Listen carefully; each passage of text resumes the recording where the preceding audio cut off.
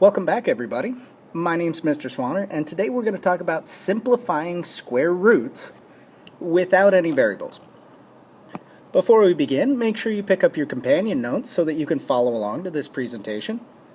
And let's start with just a brief review of what square roots are. Just like multiplication and division are opposites, square root and squaring is opposite as well. So a square root is the opposite of squaring a number. So for example, if I have 6 squared is 36, the square root of 36 is 6. So it's the opposite operation of squaring a number. So just another example here, 10 squared is 100, and the opposite of that, the square root of 100 is 10. Okay, and let's look at estimating some square roots. Now, we have some perfect squares. You should be well aware of perfect squares. And we see that we have here square root of 30. This is not a perfect square, but we can estimate where this is on the number line by finding the perfect squares before and after it. So one of the perfect squares that we know is 25, and the other is 36. These are the two perfect squares that surround the square root of 30. And I know that the square root of 25 is 5, and that the square root of 36 is 6. Well, the square root of 30 is somewhere right in the middle there. So if I was estimating, I would say that the square root of 30 is approximately 5.5.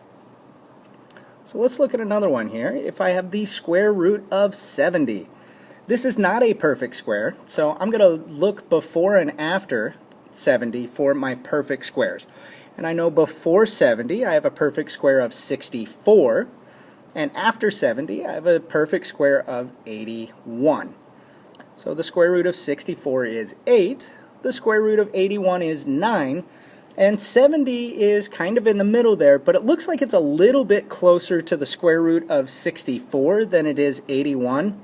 It's a little bit closer there, so if I was going to estimate, I'd say it's right in between 8.3 and 8.4. Again, we're just estimating. If you said 8.5, I think that's a reasonable estimate. However, we could make a little bit closer estimate. But let's talk about multiplying and dividing our square roots. Square roots are really fun because you can multiply and divide the square roots or radicals just like regular numbers. So if I took the square root of 3 times the square root of 4, I would get the square root of 12. Just like 3 times 4 is 12. So it makes things really nice and easy when we have a rule that works across the board. So just another example here, if I have the square root of 9 times the square root of 5, I would get the square root of 45. And we could also divide these square roots in the same fashion. So when we talk about simplifying square roots, what we're trying to do is factor out any perfect squares that we possibly can. So let's start with a really basic one. We've got the square root of 24. Now this is not a perfect square, but we're going to try and break this up into factors of perfect squares. So there's a couple of different ways we could make 24. We could do 2 times 12. I don't see any perfect squares there. We could break it up into 3 times 8. Again, I don't see any perfect squares standing out to me yet. Or we could do 4 times 6. And I know that 4 is a perfect square. 2 squared will give me 4.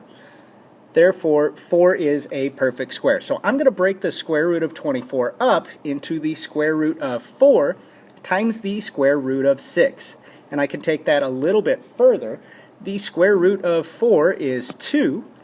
And I'm just going to tack on the square root of 6 here. And that's my final answer. If I break the square root of 24 up, I can pull out a factor, square root of 4. I can pull that out and simplify this further.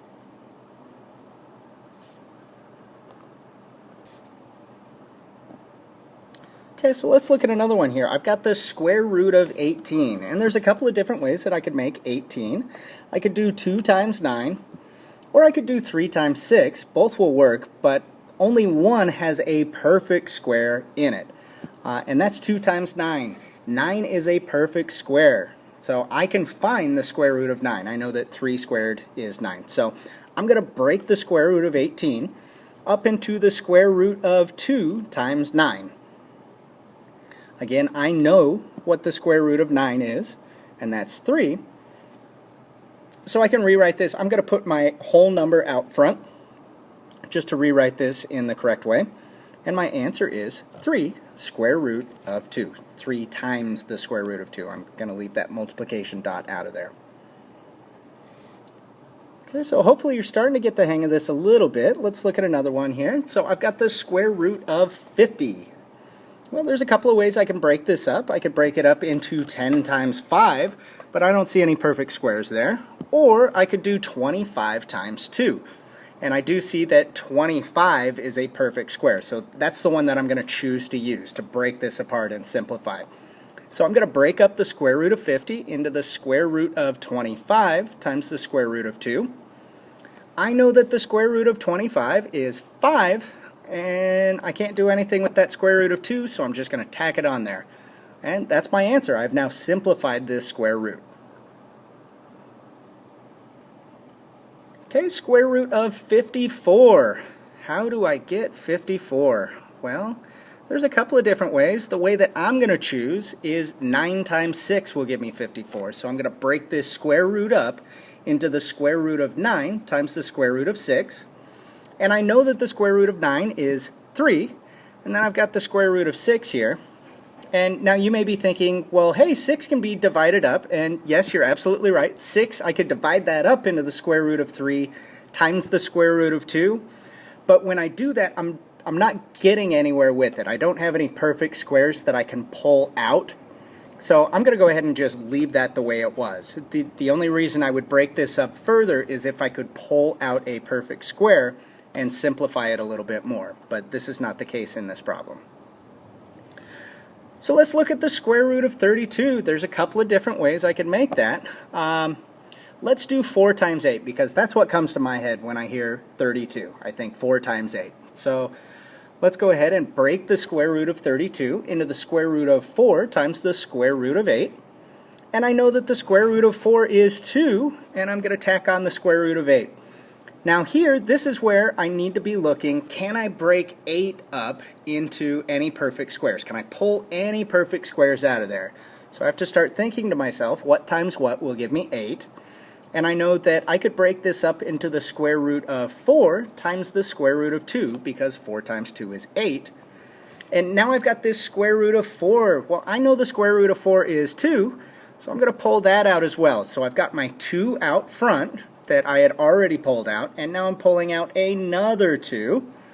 And then this square root of 2 is going to come down. And then the last thing I can do is I can multiply 2 times 2 to get 4 square root of 2.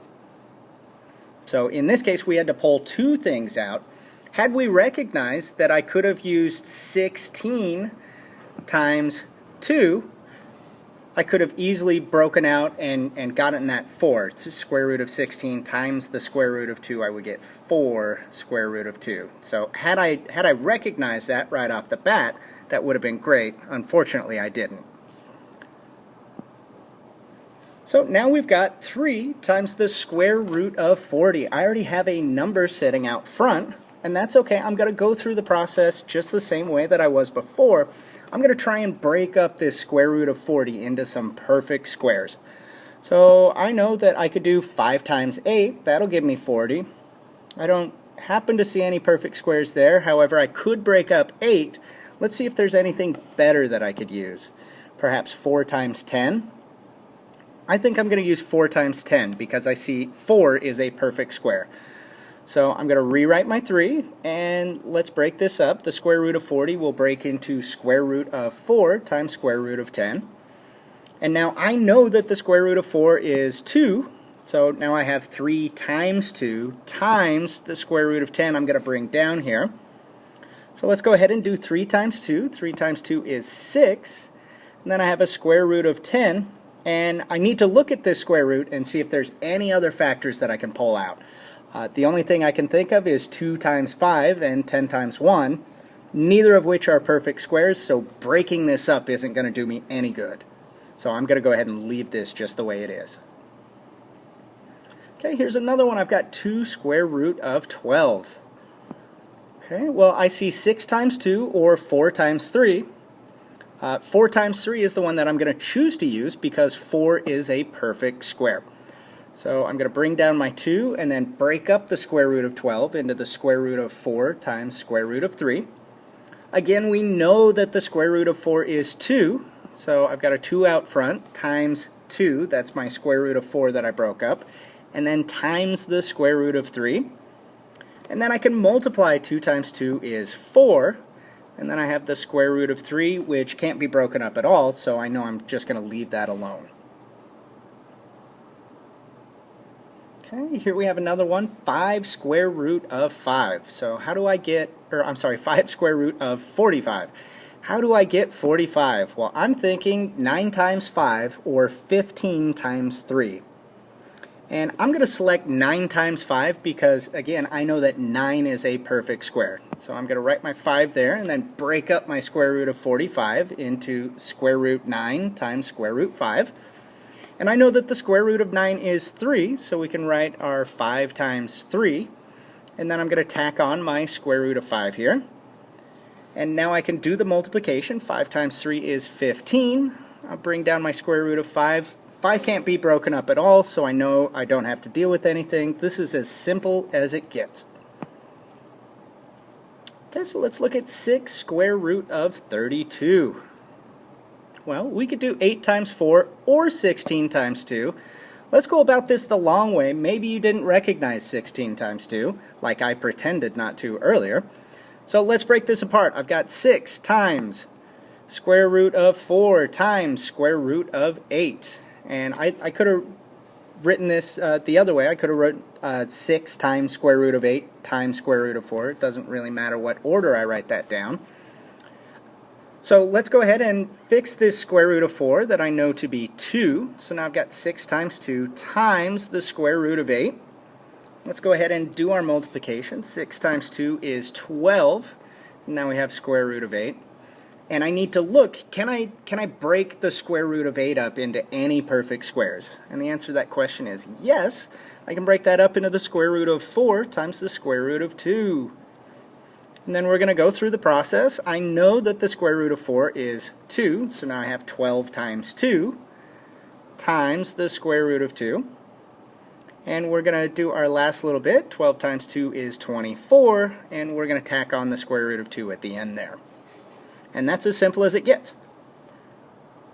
Okay, so let's look at one more last one. Now I have 2 square root of 72. So I need to be thinking to myself, oh man, how do I get 72? Well, 8 times 9, that should come to mind. So let's go ahead and break this up. So now I have 2, and we're going to break up the square root of 72 into the square root of 9 times the square root of 8. And I know that the square root of 9 is 3, so now I have 2 times 3 times my square root of 8. Let's go ahead and do 2 times 3, that's 6 square root of 8. And then we're going to break this 8 up into the square root of 4 and the square root of 2.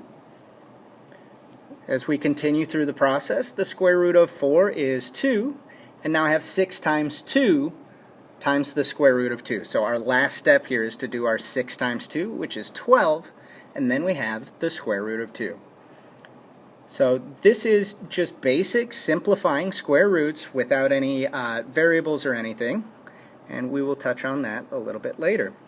But in closing, to simplify a radical or a square root, you're going to break it up into its perfect squares. We're going to factor out our perfect squares and make this problem as simple as we possibly can.